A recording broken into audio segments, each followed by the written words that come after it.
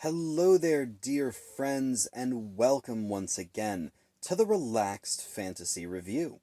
On this channel, we spend our time looking at fantasy of all sorts, from books to movies to games, and applying the characters within into the tabletop game Dungeons & Dragons 5th Edition. But today we're in for a very special treat. A character from a very popular franchise, the Marvel Cinematic Universe. Today we're going to be looking at none other than Tony Stark himself, Iron Man. Now you might be thinking, Dungeons & Dragons is a fantasy game. How on earth can you have Iron Man in the fantasy game without completely breaking it? And to be fair, he is an absolutely game-breaking character, but we don't actually have to steer that far away from the realism of Dungeons & Dragons to make him a real thing. Let's have a look at this character. Now, Tony Stark is a human. Not a whole lot we can say about that. He's human. What kind of class would he be? He is an Armorer Artificer. The Artificer is a class that was added in the Eberron books and expanded upon in Tasha's Cauldron of Everything.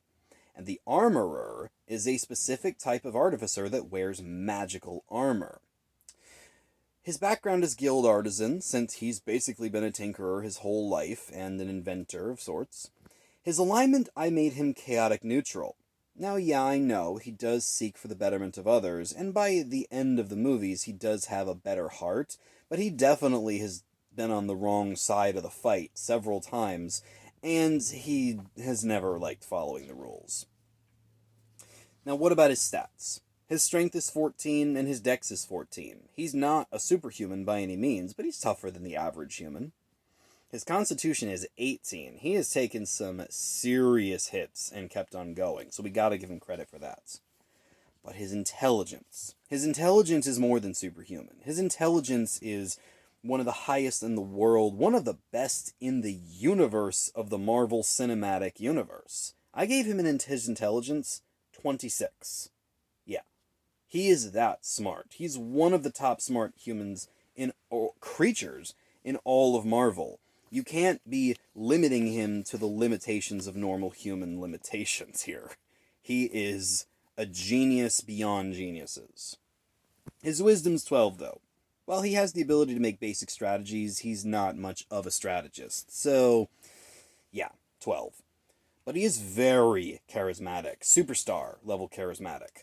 And he can stand up on stage and charm and have his way with pretty much anybody he wants. I mean, he is a ladies' man after all, and he's capable of leading the Avengers, so he deserves that.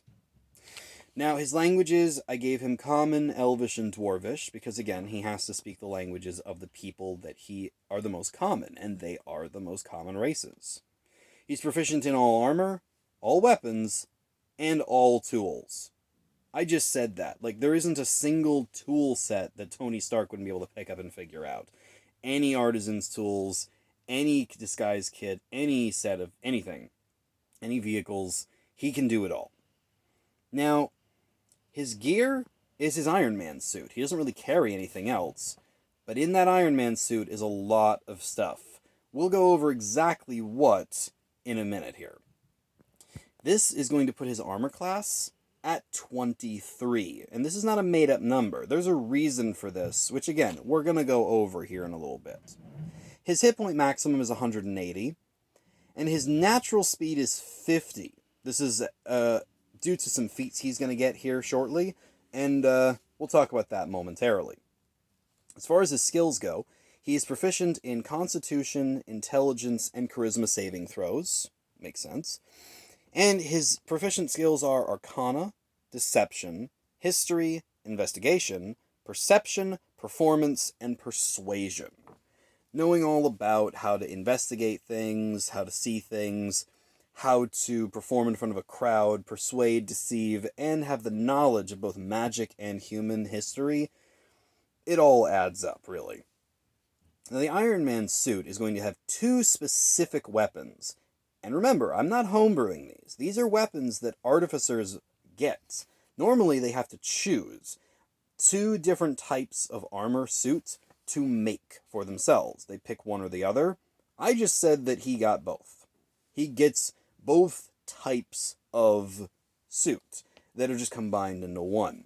In this case, he gets the Thunder Gauntlet attack and the Lightning Launcher attack. The Thunder Gauntlet is a melee attack, which does 1d8 plus his spellcasting mod, which in this case is Intelligence. The Lightning Launcher is a ranged attack that does 1d6 plus 8, which is his Intelligence modifier. So, what about features? Well, he gains the Resilient feature as a human, which gave him the saving throw and charisma. And then there's all of his Artificer abilities. Magical Tinkering, infusing items. We'll go over his infusions here in a little bit. Right tool for the job. Tool expertise, training him in all sorts of tool training. The Flash of Genius power, very appropriate for him. Magical item adept, savant, master, the spell storing item power, and the soul of artifice. These are all really, really important things for artificers to have, and it just means that he's able to power up his Iron Man suit just that bit more. Again, we'll talk about the Iron Man suit in a sec. The Arcane Armor ability is what makes him able to make it. With Armor Model, Armor Modifications, and Perfected Armor being all of those extra things that he picks up as an Armorer Artificer, and this will all make his suit more powerful and more versatile. Now, he also gets a few other things. The extra attack feature, so that he can hit harder and more often. And then his feats, Actor, because he's Tony Stark. Mobile, to make him that much faster. The Keen Mind, so that he has that impeccable memory. And the Heavy Armor Master, which gives his suit a little bit more of a buff and deflects a lot more damage from him when he gets hit. Tony Stark, in the way that I see him, is a white-skinned, brown-haired, blue-eyed man who's 40 years old, about 5'10", about 150 pounds. He is pretty good looking. You know, he is that ladies' man. But the Iron Man suit is what we're all waiting for, right? So this is what it is. The Iron Man suit is a set of +3 plate armor. So a legendary set of magical armor with the following powers. It acts as both the Guardian and Infiltrator armor. Those are the two types that Artificers can have. It just acts as both, giving them the Thunder Gauntlet and the Lightning Launcher. Now, if you use the Fly spell, which Artificers can have, while wearing this armor, and you use the armor as your spellcasting focus, which Armorers can do, it takes off, and flight speed is then 3,000 feet per round. The reason I said this is because when Tony Stark powers his suit up and goes full speed, he can hit supersonic speeds, which is 6,000 feet per 6 seconds. That is the normal turn for a round. So if he flies and then dashes, he can fly at top speed supersonic. And it takes no concentration to maintain. The suit maintains it for him. It has several infusions applied to the armor as one thing. Technically that's not allowed, but it's the only piece of gear he has. So we're going to just dump everything in there. The Arcane Propulsion armor, which ups his speed even more.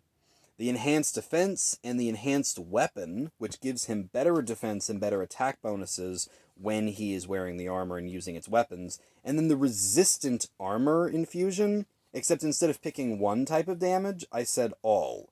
It is just resistant to all types of damage, because it turns out this thing can take pretty much anything you throw at it.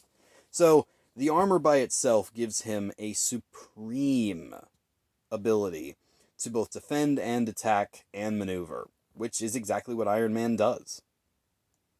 As a level 20 Artificer, he has spells that go up to level 5. Now obviously Iron Man doesn't have magic, but think about it this way. These effects that you're going to see are things his suit can do, both in the movies and the comics, and that in mind means that you can just assume that all these spell slots that he's using are his suit's power source, and all the spells are just attacks he's doing through the suit. The suit is the focus, so that means that if he's casting something like Fire Bolts, which is one of his cantrips, That just means he's shooting a shot of fire from his suit, and Iron Man's suit can do that. His cantrips are Booming Blade, Green Flame Blade, Lightning Lure, and Firebolt. All good cantrips for combat. His level 1 spells are Magic Missile, Thunder Wave, Fairy Fire, lighting up your targets, Absorb Elements, Cure Wounds, and Disguise Self. With the nanobots, his suit should be able to, camouflage itself. And the Cure Wounds is basically a onboard healing system.